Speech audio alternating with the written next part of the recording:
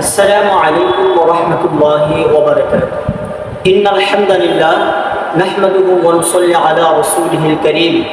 আম্মা বা'দ।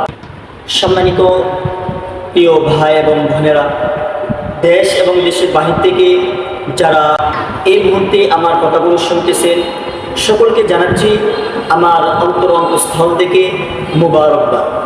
সম্মানিত প্রিয় ভাই এবং বোনেরা, বিশেষ করে যারা দূর প্রবাসে অবস্থান করতেছে, আপনাদেরকে এবং সারা বাংলাদেশে সকল আপামর জনতা তথা ধর্মীয় যারা মুসলিম, আমরা যারা মুসলমান হিসাবে আল্লাহ তাআলা যেহেতু আমাদেরকে দুনিয়াতে প্রেরণ করছেন, সেই জন্য আমরা ধর্মকর্ম নিয়ে আমরা বাঁচতে চাই।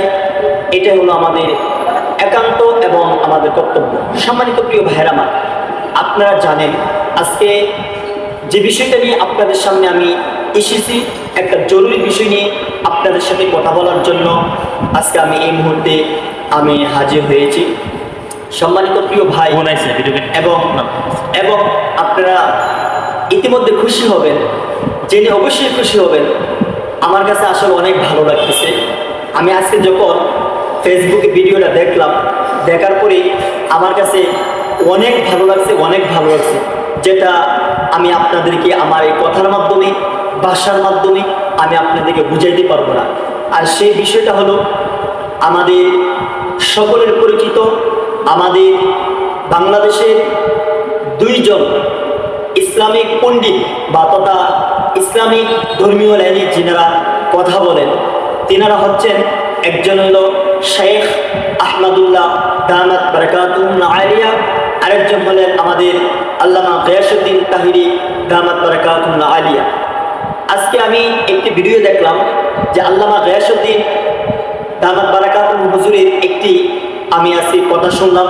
তিনি নতুন করে আবার সারা বাংলাদেশে যত পন্থায় উলামায়ে কেরাম আছেন, কওমি আলিয়া তথা যত হক্কানি উলামায়ে কেরাম আছেন, আহলে সুন্নাত ওয়াল জামাতের অন্তর্ভুক্ত সমস্ত উলামায়ে কেরামদেরকে তিনি আহ্বান করছেন, ঐক্যের আহ্বান করছেন। আলহামদুলিল্লাহ, আলহামদুলিল্লাহ, আলহামদুলিল্লাহ। অনেক দেরিতে হলেও তিনি ঐক্যের ডাক দিয়েছেন, এই জন্য তিনাকে সালাম জানাচ্ছি। সম্মানিত প্রিয় দেশবাসী, আমি ব্যক্তিগত এবং আমরা দেশবাসী, আমাদের প্রিয় ভাই, আমাদের ধর্মীয় ভাই আল্লামা গিয়াসউদ্দিন দামাত বারাকাতুহুম আলিয়া যিনি ঘোষণা দিয়েছেন, তিনি হাজার হাজার মানুষের সামনে তিনি বলেছেন উলামায়ে কেরামদের প্ল্যাটফর্ম, সেখানে কথা বাড়ানো কিংবা কমেন্টসের মাধ্যমে কারো সাথে তর্ক বিতর্ক জানানো, ফেসবুক না। যদি কারো কোনো সমস্যা হয় ব্যক্তিগতভাবে ফোন দেওয়ার জন্য বলেছেন, বলে সেটাকে ঘরোয়াভাবে কোথাও বসে সমাধান করার জন্য তিনি কথা বলেছেন। এই জন্য তিনাকে আমি অসংখ্য মুবারকবাদ জানাচ্ছি।